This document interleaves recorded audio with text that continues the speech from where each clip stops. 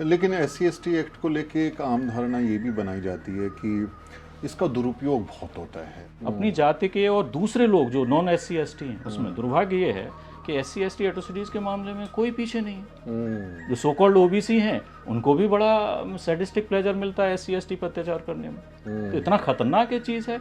ऐसे संगीन मामले होते हैं, दर्ज होते हैं, पहले तो एक दर्ज कराना चुनौती होती है पुलिस के पास में, और उसके बाद इन्वेस्टिगेशन के नाम पे वो महीनों महीनों सालों तक वो केस चलता रहता है और एक्यूज को ना गिरफ्तार किया जाता है।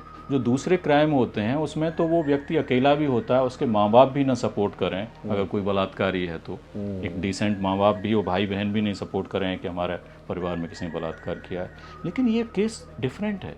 इसमें तो पूरी की पूरी जाति के लोग जो तथाकथित रूप से रिलीजियस भी हैं, ईमानदार भी हैं, उनको भी कहीं नहीं लगता कि हम अपनी जाति के अत्याचारी को बचाने में डायरेक्टली इनडायरेक्टली मदद कर रहे हैं। एक तो आप IPS, दूसरा OBC। OBC IPS अफसर की क्या कभी इस पूरे सिस्टम में थोड़ा कुछ चैलेंज लगता है कि जो प्रभु वर्ग है, जो पहले से कहीं मजबूत पोजीशन पे कायम है, वो अपना पोजीशन में से थोड़ा सा भी स्पेस उसे लगता है कि मैं लूज कर रहा हूँ तो उसे एग्रेसिवली उसे डिफेंड करना चाहता है। हेलो दोस्तों, मैं हूं सुमित चौहान और स्वागत है आपका हमारी खास पेशकश में। आज खास मुलाकात में हमारे साथ एक ऐसी शख्सियत हैं जिनके कंधों पर ये जिम्मेदारी है कि जो वंचित समाज के लोग हैं, जिनके साथ कास्ट एट्रोसिटी हुई है या जातिवाद हुआ है, वो उन्हें न्याय दिला सकें। मैं बात कर रहा हूं अनिल किशोर यादव की, जो कि बिहार में ADGP हैं वीकर सेक्शन के, और जो जाति के पीड़ित लोग होते हैं उनको न्याय दिलाने की जिम्मेदारी इनके पास है। तो SC/ST एक्ट पर खासकर हम बात करेंगे। सर जो हैं वो अम्बेडकरवादी हैं और जॉब में, पेशे में रहते हुए वो अपने अम्बेडकरवाद को बुलंदी के साथ आवाज़ में उठाते हैं, जय भीम बोलने वाले हैं, उस पर भी चर्चा होगी। तो इस वीडियो में बहुत सारी इंपॉर्टेंट जानकारी आपको मिलने वाली है, इसलिए आप वीडियो में बने रहें। तो सबसे पहले अनिल सर, बहुत बहुत स्वागत है आपका न्यूज़वीक पर। थैंक यू सुमित भाई, जय हिंद, जय भीम। सर, मैं पहला ही सवाल लूँगा। हम पटना में थे, मैंने आपको सुना, और SC/ST एक्ट पर जिस तरह आपने बात रखी थी उस पर बहुत सारी प्रतिक्रियाएं हमारे चैनल पे आई कि SC/ST एक्ट को लेके जो सुरक्षा की मांग की जाती है कि वंचितों को एक स्पेशल प्रोटेक्शन है, कि उसमें उनके अधिकार संरक्षित हो सकें, जो उन पर उत्पीड़न हो रहा है उसमें रोक लग सके। आपके ऊपर ये जिम्मेदारी है कि जो जातिवाद के पीड़ित लोग हैं उनको न्याय दिला सके, तो आप इस जिम्मेदारी को कैसे देखते हैं? ये जिम्मेवारी बहुत बड़ी जिम्मेवारी है, और जहाँ तक मेरा सवाल है, बिहार में ये ADG वीकर सेक्शन या वीकर सेक्शन CID के अंतर्गत जी। एक विंग है। तो उसमें SC/ST वर्ग पर जो अत्याचार के मामले, इसके अलावा महिलाओं और बच्चों पर के विरुद्ध जो अपराध होते हैं वो भी उसमें आते हैं, सीनियर सिटीजन और अल्पसंख्यक। और इनमें सबसे ज़्यादा बड़ी संख्या में मामले SC/ST एट्रोसिटीज़ के ही आते हैं। जी। तो मुख्य तौर पर हमारा जो काम है CID के इसमें, और जो कानून के हिसाब से एक प्रोटेक्शन सेल होता है, पुलिस को बनाना होता है, कानून के स्टैट्यूटरी बॉडी है, तो उसमें प्रोटेक्शन सेल, SC/ST के प्रोटेक्शन सेल, तो उसका भी नोटिफाइड अथॉरिटी ये हमारा ही ये विंग है, और ADG या IG जो रहते हैं वही उसके भार साधक अधिकारी कहे जाते हैं हिंदी में, ऑफिसर इंचार्ज प्रोटेक्शन सेल। जी।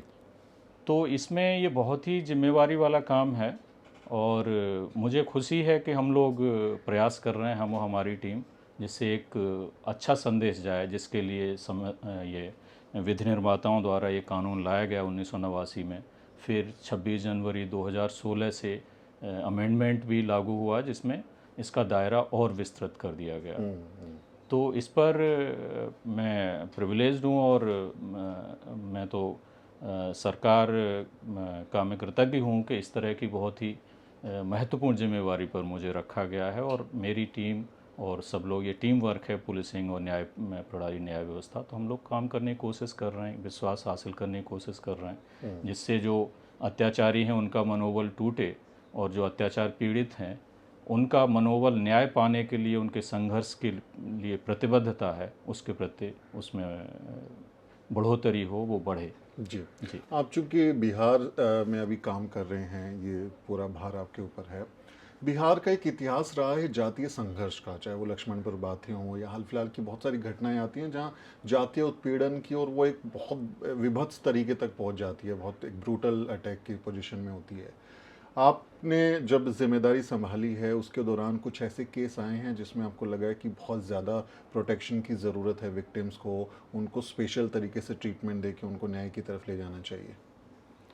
बिल्कुल, ये स्थिति इतनी ज़्यादा गंभीर रहती है कि एससी एसटी जो हज़ारों साल से सामाजिक एक व्यवस्था में जिसे धर्म का एक अभिन्न अंग बना दिया गया, वर्ण व्यवस्था, तो उसका हिस्सा रहने से, और जो जिसको बाबा साहब और जो सामाजिक न्याय के विचारक हैं ग्रेडेड इनइक्वालिटी के नाम से जिसको जानते हैं स्कॉलर सोशल साइंटिस्ट, तो उसकी वजह से स्थिति इतनी ज़्यादा ख़राब रहती है या इतना ज़्यादा कितनी गंभीर है इसका हम आमतौर पर अंदाज़ा नहीं लगता है।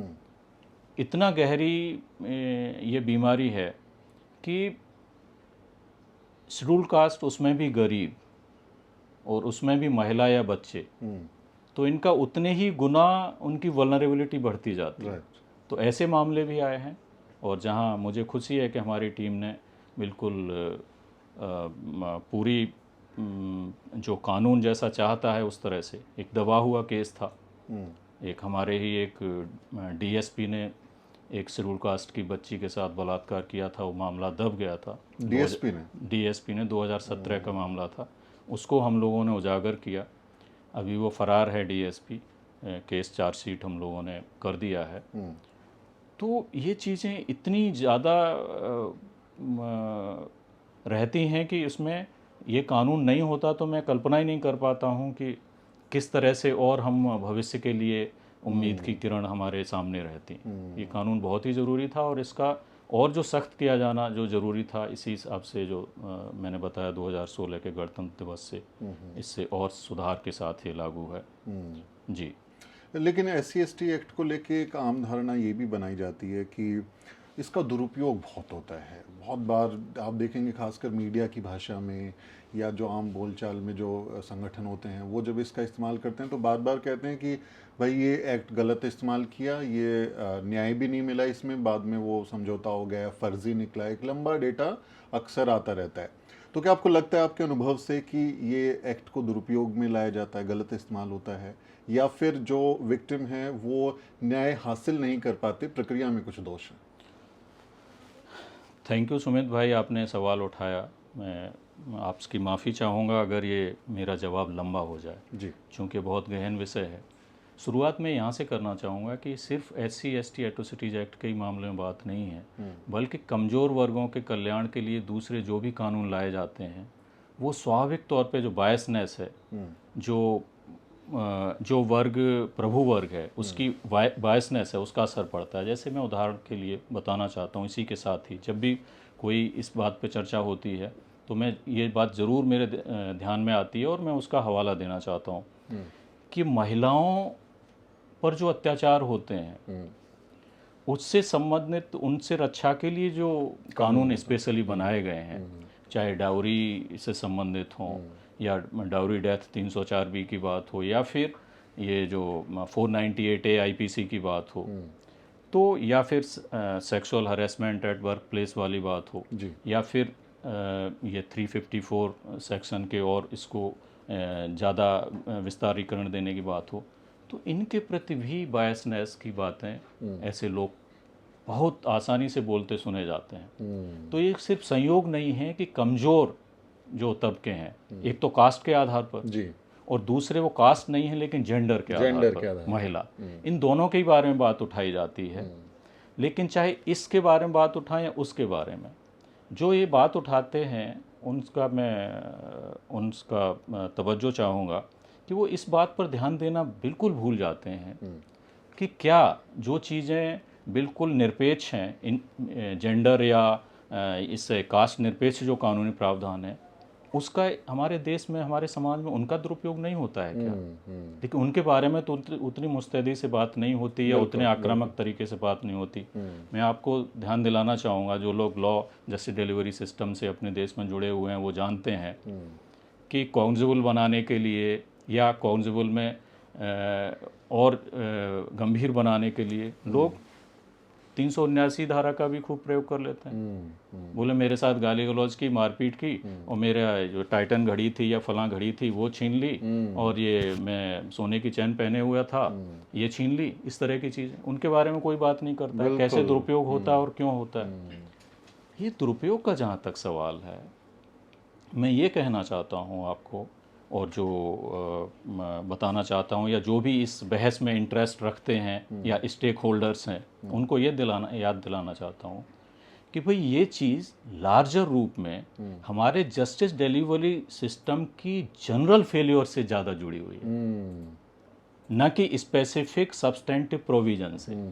लोग ये भूल जाते हैं कि जो सब्सटेंटिव प्रोविज़न होते हैं, यानी पीनल प्रोविज़न, जहाँ दंड की व्यवस्था होती है कि ये ऑफेंस है और ये इसके लिए दंड है, उससे जितना वो महत्वपूर्ण होता है दंड व्यवस्था के लिए, जस्टिस डिलीवरी सिस्टम के लिए, उससे कम महत्वपूर्ण वो प्रोसीजर नहीं होता है।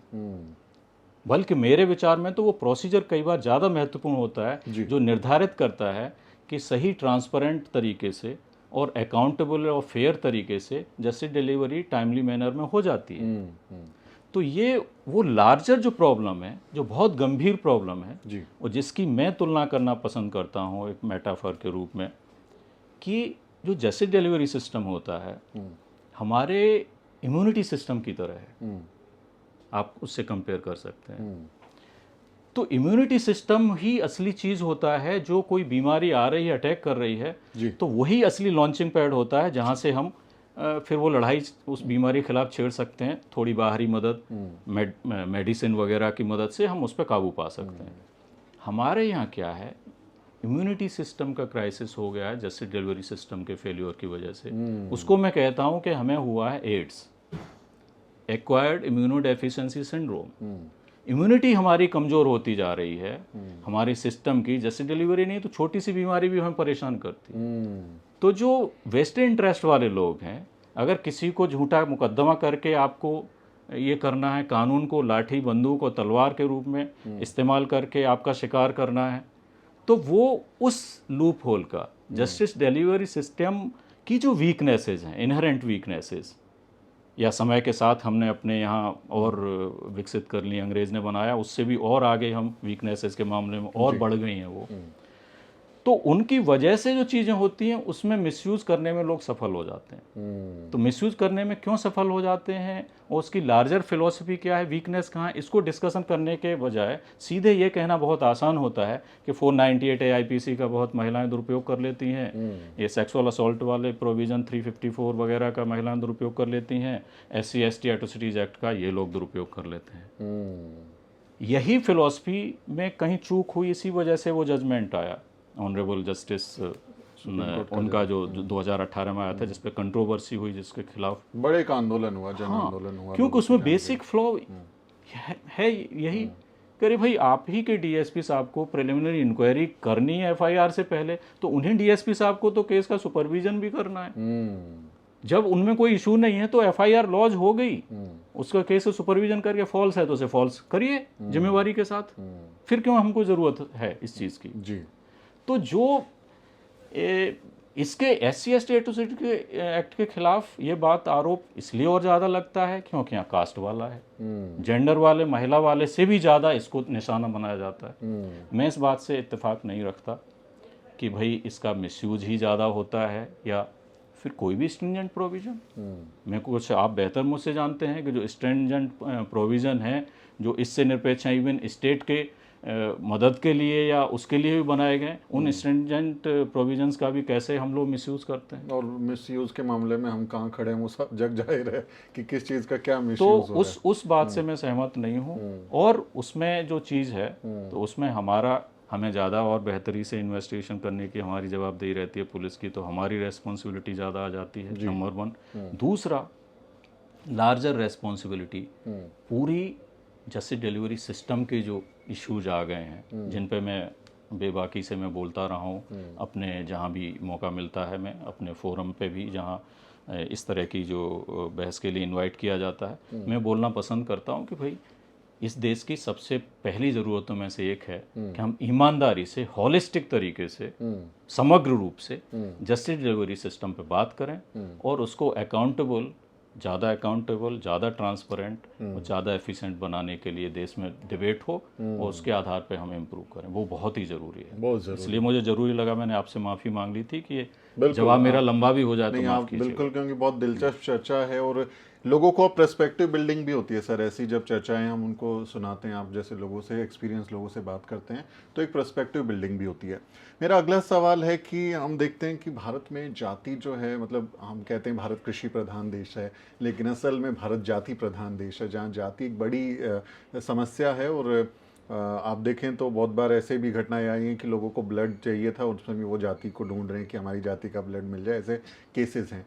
जाति आपके, जब बिकॉज आप एक बड़ी पोजीशन पे हैं और आपके सिस्टम से, पुलिस से, उन सब से आप काम करवाने की जिम्मेदारी आपके ऊपर, कैसे मामलों में वो काम करें, क्या जाति समस्या बनती है? कास्ट बायसनेस वहाँ पर दिखती है? लोगों को, अधिकारियों को आपको थोड़ा मतलब उनको कंट्रोल करना पड़ता है, या उनके ऊपर कुछ निर्देश उस तरह से देखने पड़ते हैं कि वो जाति की उनके अंदर भाव ना रहे, या वो किसी एक जाति को लेके अपने पूर्वाग्रह ना रख पाए? बायसनेस है। Man as a social animal समाज में रह रहा है, उसको इस तरह चीज़ों का असर पड़ता है। बायसनेस ज़रूर है, हर लेवल पे मिल सकती है। ये भी ज़रूरी नहीं है कि जूनियरी लेवल पे, सीनियर में भी कुछ लोग बायस होते हैं, न सिर्फ जाति के आधार पर बल्कि और भी चीज़ों के आधार पर, यहाँ तक कि पॉलिटिकल आइडियोलॉजी के आधार पर भी बायसनेस होती हैं। तो इस सब चीज़ों को काबू करने का और इनको सही जगह पे लाने की जिम्मेवारी कानून की होती है, जस्टिस डिलीवरी सिस्टम की होती है, जिसके बारे में दुर्भाग्यवश ये स्थिति हमारे देश में है कि वो जितना कागज़ पे दिखता है, जितना मजबूत, अमल में खोखला है लगभग। ये सबसे बड़ा दुर्भाग्य है हमारे समाज का, हमारे देश का, हमारी पॉलिटी का, हमारे पब्लिक लाइफ का और पूरे सिस्टम का। क्योंकि जितना मजबूत वो कागज़ पे हमारा सिस्टम जैसे डिलीवरी दिखता है, ज़मीन पे अमल करने में वो वास्तव में खोखला दिखता है।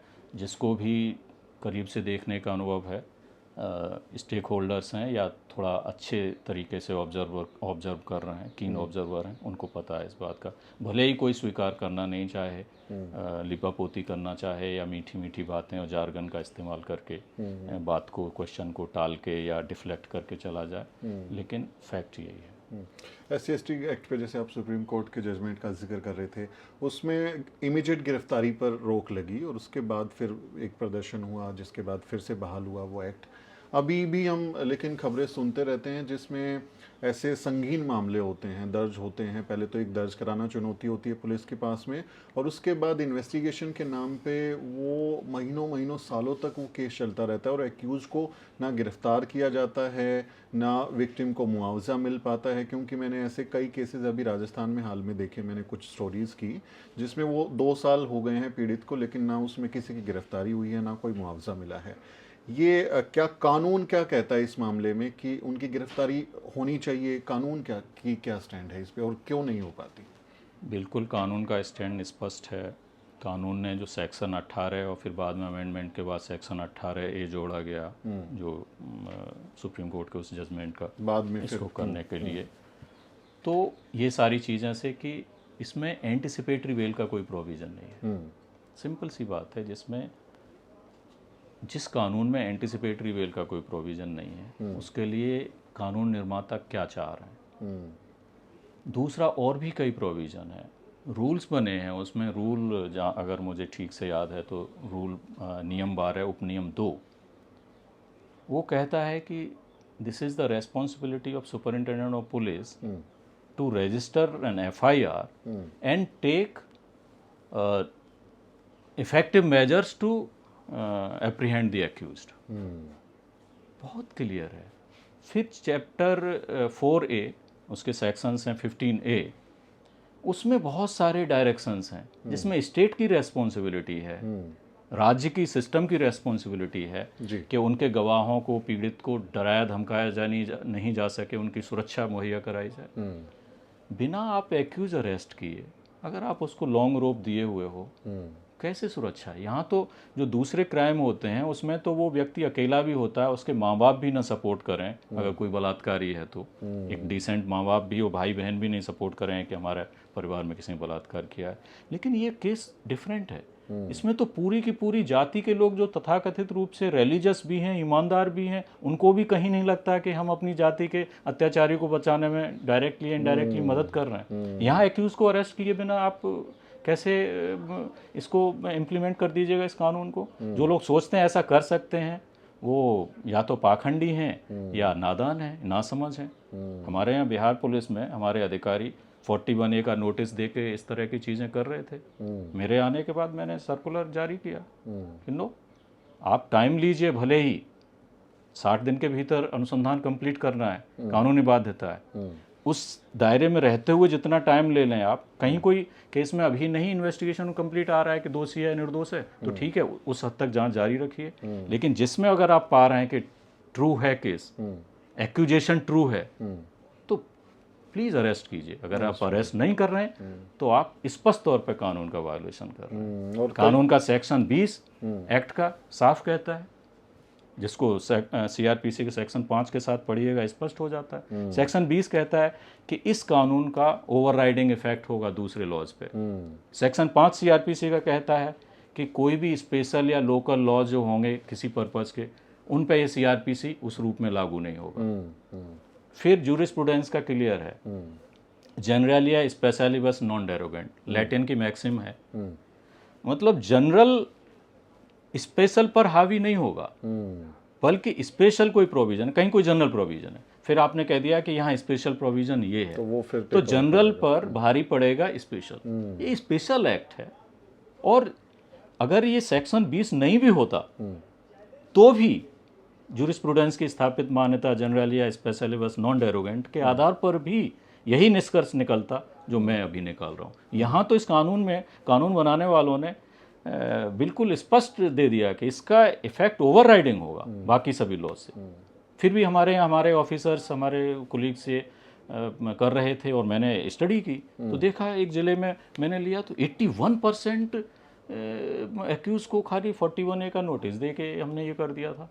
तो ये उनको गिरफ्तार नहीं किया, बस हाँ, सिर्फ 41A नोटिस दे दिया, और वो जाएंगे नहीं क्योंकि हमारा उनको तो पता है, तो फिर वो कंप्रोमाइज के लिए मजबूर हो जाता है, राजीनामा करने में मजबूर हो जाता है, क्योंकि आप वहीं रहते हैं सर, उसी सोसाइटी में, वहीं खेत में आपको चारा लेने जाना है। और इसमें ये अकेला एक्यूज नहीं होता है, इसमें जातिगत जो दुर्भावना है और जो जातिवाद का जो जहर हमारा भरा हुआ है, उसमें उसको डायरेक्ट, इनडायरेक्ट और मोरल सपोर्ट अपनी जाति के और दूसरे लोग जो नॉन SC ST हैं, उसमें दुर्भाग्य ये है कि SC ST एट्रोसिटीज के मामले में कोई पीछे नहीं है।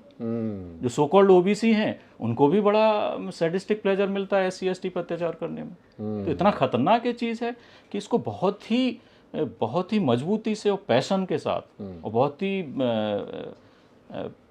बहुत ही मेहनत करने की ज़रूरत है।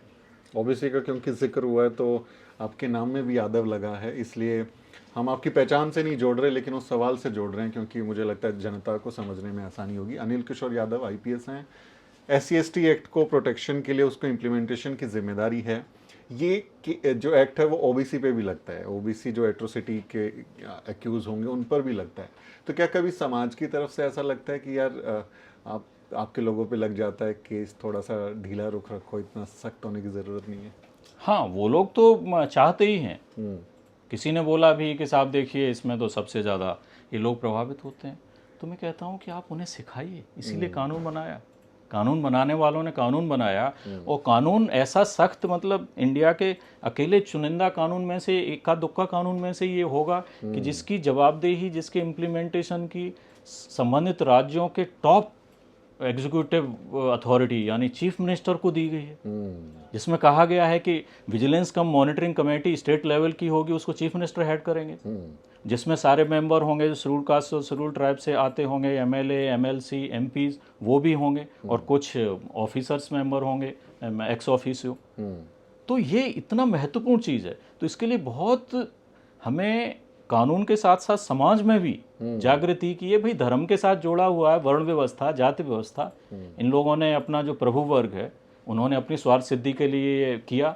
और धर्म, जैसा मैं कहता भी हूँ कि धर्मों में ज़्यादातर जो धर्म के जो रूप हैं वो तो राजनीति का ही वो एक कवर है। तो उस रूप में तो हमें समाज में बहुत ज़्यादा इस पे काम करने की ज़रूरत है। तो इसमें तो ऐसे लोगों को मैं सीधा दो टूक जवाब देता हूँ कि आप जाइए, उन लोगों के बीच जाइए, उन्हें सिखाइए और समझाइए कि अत्याचार करना बंद करें, नहीं तो जेल जाएंगे। जेल जाएंगे। ये बड़ी जिम्मेदारी भी है सर कि समाज को भी ये मैसेज दे पाएँ, चूँकि आप एक पब्लिक इंटेलेक्चुअल की श्रेणी में भी हैं, अधिकारी भी हैं। आप इस पूरे डिस्कोर्स को कैसे देखते हैं कि भारत में जो जाति है, इसको लेके जो हमारे अंदर गर्व की भावना होती है, घमंड की भावना होती है कि मैं जन्म से ऊंचा हूँ, मैं नीचा हूँ, ये आदमी नौकर पैदा हुआ है, मैं मालिक पैदा हुआ हूँ, ये जाति की जो दुर्भावना है, इसको कैसे देखते हैं? क्या ये हमारे देश की तरक्की के लिए एक बाधा है? क्या हमें अब छोड़ देना चाहिए ये पागलपन? इसमें कोई संदेह नहीं कि इससे खतरनाक जहर कुछ हो नहीं सकता था। ग्रेडेड इनइक्वलिटी, जाति, जो जहर हमारे समाज में ऐतिहासिक तौर पर आया, लोगों ने इसको हवा दी, इसको मजबूत किया, लगातार खाद पानी दिया, सींचते चले गए। ये बहुत ही खतरनाक है। वो हमारे देश का जो पोटेंशियल हो सकता था, जो हासिल करने का, मानवता के इतिहास में जो हमारा योगदान हो सकता था, उससे हम बहुत अंडर परफॉर्मर रहे हैं, इसमें कोई संदेह नहीं हो सकता। कोई लीपापोती करे, कोई अपने को बिना कुछ किए अपने पाखंड को ही विश्वगुरु का नाम दे, तो ये उनका क्या कहा जाए, उनका झूठा दम्भ है, बेईमानी है, इंटेलेक्चुअल बेईमानी और अदरवाइज बेईमानी, इसमें तो कोई संदेह नहीं है। अब सवाल है कि इसको दूर कैसे किया जाए। तो मेरी समझ में तो सीधी बात इतनी आती है, विस्तार से तो ये ऐसा गहन विषय है कि चाहे जितना, लेकिन समय अभाव है तो मैं संक्षेप में बताना चाहूँगा कि बाबा साहब डॉक्टर B.R. अम्बेडकर ने जो एनाहिलेशन ऑफ कास्ट लिखी थी, जाति का विनाश, जाति निर्मूलन, उस पे विधिवत विस्तृत डिबेट किए बिना टॉप लेवल पर जहाँ भी ये डिबेट हो कि हाँ इसको कैसे हैंडल किया जाए, उसके बिना ये नहीं दूर हो सकता। और वो लोग बौद्धिक रूप से बेईमान हैं जो कहते हैं कि साहब ये जाति में कोई नहीं है, आरक्षण में ये है। सबसे बड़ा आरक्षण तो जाति अपने आप में, जन्मजात आरक्षण। बाकी जो आरक्षण जो स्टैट्यूटरी हैं, कॉन्स्टिट्यूशनल हैं, उसमें तो फिर भी उसको पाने के लिए कम्पीट करना पड़ता है। इसमें तो कोई कंपटीशन ही नहीं है। जन्म आपने वहाँ ले लिया, आपको वहाँ मिल गया, और करप्शन उसके साथ जुड़ा हुआ, जो जाति के साथ है। जाति के साथ है तो आप पैसा नहीं ले रहे हैं, आर्थिक रूप से आप भ्रष्ट नहीं हैं, तो भी आप जाति के आधार पर भ्रष्टाचार करने में, बेईमानी करने में आपको आपकी अंतरात्मा नहीं कचोटती, कंसाइंस आपको नहीं कचोटती है। आप जनेऊ लीला की बात कर रहे हैं? हाँ बिल्कुल। तो ये चीज़ें हैं, कनेक्शन देख के एक दूसरे का जाति के आधार पर वो, हाँ बिल्कुल, नाजायज़ मदद की जाएगी, नाजायज़ मदद की जाती है। आप IPS बने, आपसे थोड़े व्यक्तिगत सवाल भी लूँगा क्योंकि हम SC/ST एक्ट पे आपने बहुत अच्छे से हमको समझाया है। क्यों आपने सोचा कि IPS बनना है, क्या ख्याल था? ईमानदारी से सुमित भाई बताऊं, मुझे पता भी नहीं था कि इतनी बड़ी एग्ज़ाम हिंदी माध्यम से भी होती है या हम लोग जा सकते हैं। अंदाज़ा नहीं था, जहाँ से हम आते थे कुछ पता नहीं था। वो तो ऐसा दौर रहा कि जब पता चला पहली बार कि 92 में कि हाँ ये एग्ज़ाम है, लगा, सिलेबस देखा कि हाँ, कहीं से आत्मविश्वास आया कि हाँ मैं इसे कर सकता हूँ, मैं बन गया। कौन सी सर्विस कहाँ मिलनी होती है तो वो उस एग्ज़ाम में आपका जो परफॉर्मेंस है उस पर डिपेंड करता है। तो आज की डेट में अगर आप मुझे पूछें तो मैं खुश हूँ कि मैं IPS में आया, तो मुझे इस तरह की जो मानवता का जो सबसे निकृष्टतम रूप करीबी से देखने को मौका मिला। क्राइम, पुलिस ऐसी चीज़ें देखती है कि जो सबसे एक करुणा वाला भी, जिनके साथ विक्टिम के साथ जो हुआ है, और जिन लोगों ने किया है उनका सबसे घिनौना रूप भी क्रिमिनल और क्राइम का। तो वहाँ से मुझे लगता है कि जो पर्सपेक्टिव है समाज को देखने का और समझने की कोशिश, वो मुझे लगता है कि अगर मैं IPS में नहीं आता तो मैं नहीं समझ पाता बहुत सारी चीज़ों। अब 96 बैच के हैं? जी जी। 96 बैच से अभी आप एक लंबा चौड़ा करियर आपका हो गया है। कैसे देख रहे हैं आईपीएस बनने के बाद अपनी सेवा को, अपनी जो आपकी पूरी करियर रहा है, समाज को देखते हुए, क्योंकि आप संजीदगी से समाज को भी देख रहे हैं, कुछ ऐसा बदलाव आया है कि बहुत बढ़िया कोई लग रहा है कि हाँ ये चीज़ तो मैंने बहुत कुछ सीखी है इसमें? जो जैसा मैंने अभी आपको कहा कि मानवता को, समाज को और गहराई से समझने का मुझे यहाँ अवसर मिला है। दूसरा इसका पार्ट कि भाई ऐसी पोजीशंस पे कई बार रहने को मौका मिला है करियर में कि जहाँ हम लोग ये कह सकते हैं कि हाँ, हमारा व्यक्ति के रूप में या अधिकारी के रूप में एक पॉजिटिव कंट्रीब्यूशन रहा कि किसी को न्याय दिलाने की दिशा में, किसी की विक्टिम की आंखों से आंसू पहुंचने की दिशा में एक ठोस प्रयास रहा। तो वो एक जॉब सेटिस्फेक्शन एक बहुत ही, वो आपको अफ्लोट रखता है, वो आपको संघर्ष करने की और उसके लिए मेहनत करने की प्रेरणा देता है। एक तो आप आईपीएस, दूसरा ओबीसी। ओबीसी आईपीएस अफसर की क्या कभी इस पूरे सिस्टम में थोड़ा कुछ चैलेंज लगता है कि बीइंग एन ओबीसी मुझे शायद थोड़ा ज़्यादा संघर्ष करना पड़ता है, ऐसा लगता है कभी? देखिए, जहाँ जो लोग होते हैं ये ह्यूमन नेचर है, जो प्रभु वर्ग है, जो पहले से कहीं मजबूत पोजीशन पे कायम है, वो अपना पोजीशन में से थोड़ा सा भी स्पेस उसे लगता है कि मैं लूज़ कर रहा हूँ तो उसे एग्रेसिवली उसे डिफेंड करना चाहता है। उसके तरीके चूंकि कॉन्स्टिट्यूशनल प्रोविजंस हैं तो उसकी वजह से आप सामने आ रहे हो तो उस तरह से तो नहीं कर सकता। लेकिन जो दूसरी चीज़ें हैं, जो जस्टिस डिलीवरी सिस्टम का जो लूप होल्स हैं, उनकी वजह से जो ताकतवर है, किसी कम ताकतवर को हमारे यहाँ, हमारे समाज में, हमारे देश में, हमारी व्यवस्था में प्रताड़ित करते रहते हुए भी बिल्कुल बचा हुआ रह सकता है। इस बात का नाजायज़ फ़ायदा लोग उठाने की कोशिश करते ही हैं और करते रहेंगे। इसीलिए मैं बार बार कहता हूँ कि हमारी बहुत सारी बीमारियों की जड़ में है कि हमारा जस्टिस डिलीवरी सिस्टम का अपेक्षा अनुरूप प्रदर्शन नहीं रहना, उसका बड़ी हद तक असफलता। तो इसलिए उस पर मोस्ट अर्जेंट डिबेट उस पर चले, तब उससे ये जातिवाद का भी जहर कम हो सकता है। आप अपनी जाति के एक घटिया आदमी को सपोर्ट करने के लिए मजबूर नहीं होगे क्योंकि आपको न्याय सिस्टम ही दे रहा होगा। आप अपनी जाति के किसी घटिया मजबूत आदमी, चाहे वो जो सो कॉल्ड ये यूलोजाइज करते हैं कि क्रिमिनल को, क्रिमिनल टर्न पॉलिटिशियन को बाहुबली कह देते हैं या इस तरह का, या अपनी जाति के नॉन क्रिमिनल पॉलिटिशियन की शरण में भी जो इधर उधर दाहिने बाएं पैरवी, शॉर्टकट की आपको ज़रूरत कहाँ पड़ेगी। जैसे डिलीवरी सिस्टम अगर इफ़ेक्टिव है तो आप ठीक है, वो जो जातिवाद का बाकी जो चीज़ें इनोवेशंस हैं जो चल रही हैं वहाँ तक भी रहेगा, सोशलाइजेशन वाली पार्ट। लेकिन ये वाला पार्ट तो काफ़ी हद तक वो टैकल हो जाएगा कि एक दूसरी जाति के नाम पर उसको नाजायज़ लोगों का समर्थन किया जाता है। कौन इससे इनकार करेगा कि हमारे समाज में आज भी समर्थन लोग कर रहे हैं, करते हैं तो सच्चाई से मुंह मोड़ रहे हैं। बिल्कुल, और ये देखने में को भी हमको बहुत सारी बार दिखता है। बाबा साहब या हमारे जो बहुजन नायक हैं, उनसे पहला इंट्रोडक्शन कब हुआ, कब लगा कि इनको पढ़ना चाहिए और ये ज़रूरी किरदार है हमारे जीवन के? देखिए, मैं हमेशा बोलता हूँ सुमित भाई कि कॉन्स्पिरेसी ऑफ साइलेंस प्रभु वर्ग का एक बहुत बड़ा हथियार रहा है और रहता है। अफसोस की बात है कि हम जवान हुए आए वहाँ तक हम बाबा साहब को नहीं जान रहे थे।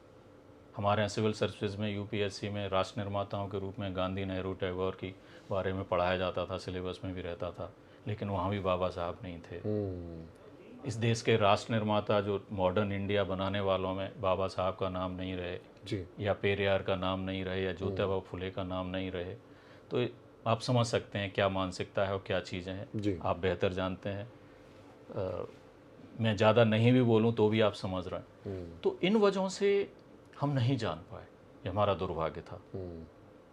लेकिन अब जब काम करते समय और इसके क्रम में पढ़ने की आदत थी, तो उसकी आदत की वजह से फिर हमने जानना शुरू किया। तब समझा कि हम तो कुछ नहीं जान रहे थे, हम तो शिक्षित थे ही नहीं मानो, कुछ और ही पढ़ रहे थे, क्वालिफाइड थे लेकिन वेल एजुकेटेड तो तब हम बने जब ये समानता, मानवता और बराबरी के लिए जो लड़े हैं हमारे लोग बड़े पहले, उनके बारे में जाने समझे, उसको महसूस किए, उसके लिए फील किए, तब हमको लगा कि हाँ हम शिक्षित हैं। तो ये पिछले 1 दशक से लगभग ये प्रक्रिया शुरू हुई। बिल्कुल। और सबका मतलब कहानी ऐसी ही है। मैंने भी कॉलेज में आने के बाद मैंने रिलेशन ऑफ कास्ट पढ़ी थी, तब मुझे लगा था कि मेरी ज़िंदगी में कुछ बदलाव आया है और मैंने अपने लोगों को जानना शुरू किया। हम सब की कहानियाँ सिलेबस में था नहीं, आसपास किसी ने बताया नहीं, तो नहीं समझ पाए। मेरा आखिरी सवाल है सर आपसे, हमारे समाज के जो लोग हैं, हमारा समाज में ज़ोर दे के कहता हूँ, आप कोई मुझे जातिवादी कहे तो कहे, लेकिन अगर हमारे समाज के लोग हैं, बहुजन बैकग्राउंड से, आदिवासी बैकग्राउंड से आने वाले लोग हैं, और वो जब सर्विसेज में होते हैं तो उनके ऊपर जिम्मेदारी भी होती है अपने समाज के लिए कुछ कर पाएँ या कहीं ना कहीं अपनी ड्यूटी को अच्छे से वो डिलीवर कर पाएँ। लेकिन मैं देखता हूँ बहुत सारे लोग जो है ना रिटायरमेंट के बाद क्रांतिकारी बन जाते हैं। जब वो सर्विस में होते हैं वो बहुत साइलेंट रहते हैं, मतलब दे हार्डली स्पीक अगेंस्ट इनजस्टिस, वो अपने मसलों पर भी कुछ नहीं कर पाते, और no more Dalit, no more OBC kind of persons are there. तो वो जब रिटायर हो जाते हैं तो दे बिकम रेवोल्यूशनरी कि चलो अभी जाके क्रांति करनी है। तो I you know meet so many people like this. आप सर्विस में हैं, एक पद पे हैं, उसके बाद भी जय भीम बोलते हैं, उसके बाद भी जो है लगातार सामाजिक मसलों पर बोलते रहते हैं। क्यों बोलते हैं? शांत होकर नौकरी नहीं करनी चाहिए? मैं ये समझता हूँ जो लोग जो नारे जो धर्म से जुड़े हुए हैं उससे संबंधित नारों में उनको कोई आपत्ति नहीं रहती है। अब जब हमें जय श्री राम कहने में या सुनने में कुछ अजीब नहीं लगता है, तो हमें जय भीम कहने और सुनने में अजीब क्यों लगता है या लगना चाहिए? तो मैं इस बात पे कहता हूँ कि जो लोग हिस्टोरिकली, और उनका ट्रैक रिकॉर्ड है, आप जाके उस पर रिसर्च कर लीजिए, बहुत रिसर्च भी हुई, बहुत बहसें भी हुई, लोगों ने तो ये दावे भी किए कि फॉल्स गॉड्स हैं, लेकिन उनकी उन चीज़ों को पढ़ के देखिए कि दावे कितने खोखले हैं। तो ये जो लोग कह रहे हैं जिन्होंने समानता, भाईचारे और बराबरी के लिए अपनी पूरी ज़िंदगी निछावर कर दी, तो वैसे लोगों को बारे में बात करने में, उनकी जय बोलने में क्या? तो मुझे जय हिंद और उसके साथ जय भीम बोलने में कोई, मुझे तो गौरव का एहसास होता है। इसलिए नहीं कि मैं ओबीसी हूँ। ओबीसी अगर बाबा साहब और जय भीम के साथ आइडेंटिफाई कर रहा होता तो बहुत सारी समस्याएं कुछ कम इस देश की हो गई होती। तो वो बात नहीं है।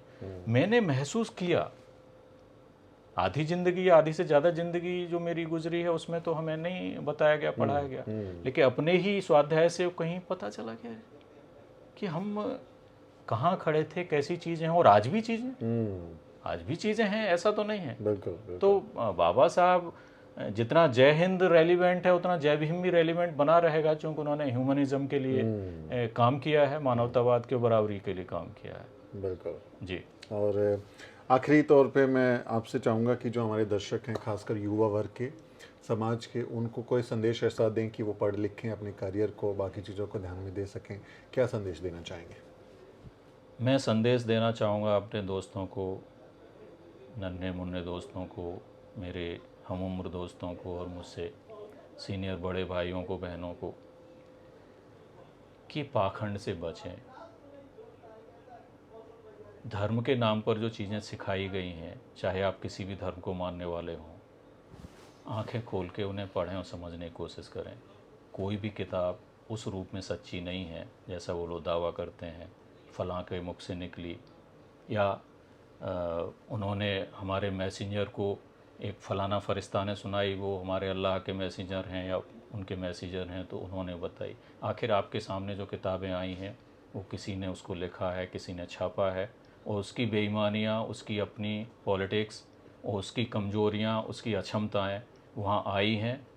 आप मानवतावाद को समझें, इंसान इंसान बराबर है, किसी का खून पानी नहीं है, सबका खून खून है।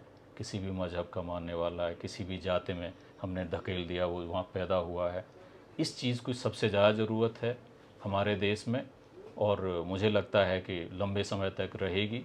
तो मैं तो यही कहूँगा कि बाकी अपनी जो हालात हैं, आर्थिक स्थितियाँ, सामाजिक परिस्थितियाँ, उन सब से के रहते हुए भी सबसे ऊपर यही बात ज़रूरी है कि हम समझें कि इंसान इंसान बराबर है। अन्याय कोई भी करे, किसी के साथ भी करे, मैं ही करूं, मेरा भाई ही करे, तो भी उसका प्रतिकार होना चाहिए। और जो अन्याय के खिलाफ जिनके साथ अन्याय हो रहा है उनके साथ खड़े हमें देखना चाहिए। अगर हमारे पास इतनी हिम्मत और साधन नहीं है कि हम एक्टिवली उनके साथ आ पाएँ, तो कम से कम नैतिक समर्थन उनका ज़रूर करना चाहिए। जो पीड़ित हैं, अन्याय से पीड़ित हैं, उनकी पीठ पे हाथ रखना चाहिए। ये कोशिश अगर हम करेंगे तो, और ये टीम वर्क है, समाज एक आदमी की जिम्मेवारी नहीं है और ना एक आदमी का चीज़ है। कोई कितना ही बड़े दावे करे, तो ये एक टीम वर्क है। इस पे हम लोग काम करें और इस पे चर्चा करते रहें, स्वस्थ चर्चाएं करते रहें। और ये धर्म के नाम पर जो चीज़ें होती हैं और इतनी तेज़ी से हिस्टीरिया, ये दौरे पड़ते हैं और लोग लॉ एंड ऑर्डर भी क्रिएट करते हैं, इस सब का कोई तुक नहीं है। वैज्ञानिक सोच को अपनाएं। हमारे संविधान के अनुच्छेद 51A में कहा गया है कि हर नागरिक की फंडामेंटल मूल कर्तव्य है to develop scientific temper, humanity and spirit of inquiry and reform. तो उस पर हम लोग काम करें तो हम देश के रूप में आगे बढ़ेंगे और जिससे हम भविष्य में हमेशा गर्व से कह पाएंगे जय हिंद और जय भीम। वाह। तो अनिल किशोर यादव साहब ने पूरे जो इंटरव्यू है उसको समअप कर दिया। पाखंड से दूर रहें और जो पीड़ित है उसके पक्ष में खड़े हो जाएं, उसकी पीठ पर हाथ रख दें कि तुम अकेले नहीं हो, जो तुम न्याय के लिए लड़ाई लड़ रहे हो उसमें हम लोग तुम्हारे साथ हैं। बहुत शानदार बात कही। संविधान हम सबको ये कहता है कि आप अपने विचारों में तर्क लेके आएँ, रैशनैलिटी लेके आएँ और एक ऐसे समाज को बनाएं जहाँ न्याय, समता और बंधुता की बात हो, जहाँ भाईचारे, बहनचारे की बात हो। मुझे आपसे बात करके बहुत मज़ा आया और मुझे उम्मीद है हमारे दर्शकों को भी बहुत इंटरेस्टिंग जानकारी मिली होंगी। बहुत बहुत शुक्रिया बात करने के लिए। थैंक यू सुमित भाई। तो ये थे अनिल किशोर यादव जी, जिन्होंने बहुत बेबाकी से अपनी बात रखी। इनकी पूरी चर्चा पर, इस इंटरव्यू पर आपकी क्या राय है कमेंट में ज़रूर लिखें और हमारे चैनल को सब्सक्राइब करना ना भूलें। मेरा नाम सुमित चौहान है और इस वीडियो स्टोरी में, इस इंटरव्यू को रिकॉर्ड करने में मेरी मदद कर रहे हैं मेरे सहयोगी मोहित और अजरा। अगले किसी वीडियो में मुलाकात होगी दोस्तों, तब तक आप देखते रहिए द न्यूज़ वीक।